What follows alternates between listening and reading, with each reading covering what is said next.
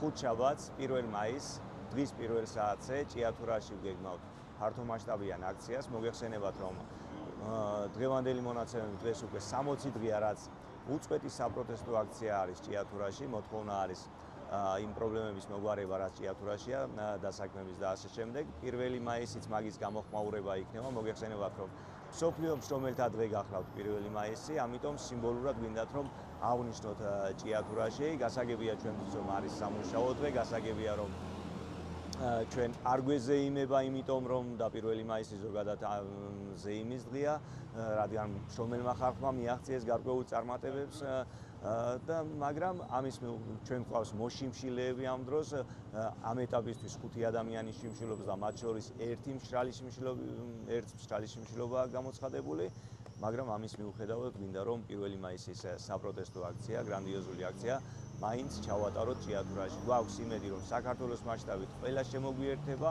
იმ სოციალურ პრობლემებზე და მოთხოვნებზე, რაც დღეს ჭიათურაში ხდება და ერთობით, ერთიანი ბრძოლით ჭიათურა და სრულიად საქართველო მიაღწევს გამარჯვებას და წარმატებას.